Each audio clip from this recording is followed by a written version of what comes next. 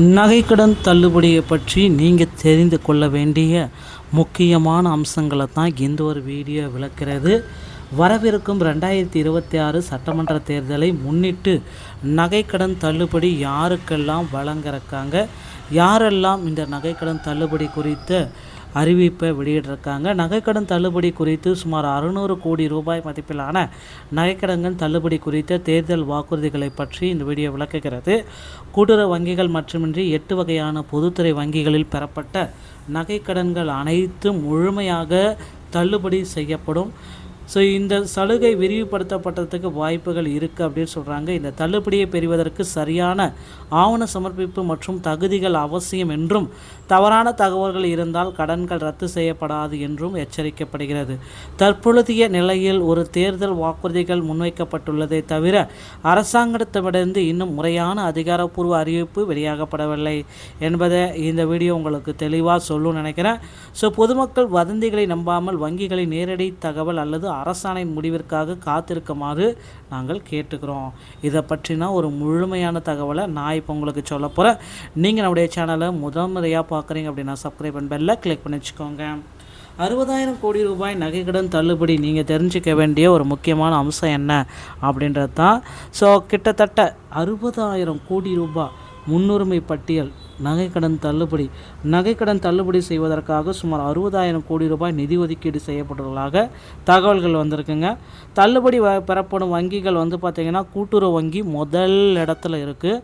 அதை தாண்டி தான் அந்த வங்கிகளுக்கு முடிச்சதுக்கு முன்னாடி தான் மற்ற வங்கிகளுக்கு கொடுப்பாங்க. 8 வகையான பொதுத்துறை வங்கிகளில் உள்ள நகைக்கடன்களும் தள்ளுபடி செய்கிறதுக்கு வாய்ப்புகள் இருக்குது. தேர்தல் வாக்குறுதிகளுடைய பின்னணியாக இது வரவிருக்கும் 2026 சட்டமன்ற தேர்தலை முன்னிட்டு 3ஆம் கட்ட தேர்தல் அறிவிக்காக இந்த அறிவிப்புகள் அனைத்துமே வெளியிடப்படலாம் அப்படின்றது எல்லோர் மத்தியிலுமே இருக்குது. ஸோ 60,000 கோடி இதற்காக நிதி ஒதுக்கி இருக்காங்க. 2026 தேர்தல் வாக்குறுதி இந்த நகைக்கடன் தள்ளுபடி. ஸோ யாருக்கு நகைக்கடன் தள்ளுபடிக்கு முன்னுரிமை, தகுதியான வரம்புகள் அப்படின்றது தான் நான் இப்போ சொல்ல போகிறேன். ஸோ தகுதியான வரம்புகள் அப்படின்னு நம்ம பார்க்குறப்ப யாரெல்லாம் இந்த தகுதியான வரம்பு, ஏழை எளிய விவசாயிகள் மற்றும் முதன்மையான தகுதியுடையவர்கள் இந்த நகைக்கடனை தள்ளுபடி கிடைக்க வாய்ப்பு அதிகம். ஓகேங்களா? ஸோ மேலும் விவசாய கடன் பெறப்பட்ட நகைக்கடன்கள் தள்ளுபடி பட்டியலில் முதலிடம் பிடிக்கும். தனிநபர் ஆய்வு, ஒவ்வொரு கடனும் தனித்தனியாக ஆய்வு செய்யப்பட்ட பின்னரே பயனாளிகளின் பெயர்கள் இறுதி பட்டியலில் சேர்க்கப்படும். ஸோ தள்ளுபடி வங்கிகள், இந்த வங்கிகளில் முதன்மையாக இருக்கிறது கூட்டுறவு வங்கிகளுக்கு தள்ளுபடியை கொடுக்கலாம் அப்படின்ற மாதிரி சொல்லிகிட்ருக்காங்க. வங்கிகள் தொடர்பு, தள்ளுபடி உறுதி செய்யப்பட்ட பிறகு வங்கிகள் தரப்பிலிருந்து தொலைபேசி அழைப்பு, குறுந்தெய்தி அல்லது கடிதம் மூலம் உங்களுக்கு தகவல்கள் தெரிவிக்கப்படும். தள்ளுபடி மறுக்கப்படுறதுக்கு உண்டான காரணங்கள், எச்சரிக்கை, ஆவண குளறுபடிகள், கடன் வாங்கும் பொழுது சரியான முகவரி சான்று வழங்காமல் இருந்தால், அல்லது ஆவணங்களில் முரண்பாடு இருந்தால் தள்ளுபடி 100% கிடைக்காது. தவறான தகவல், ஒருவது பெயரில் மற்றொருவர் கடன் வாங்கி இருப்பது கண்டறியப்பட்டால் அத்தகைய கடன்கள் முழுமையாக தள்ளுபடி பட்டியலிருந்து நீக்கப்படும்.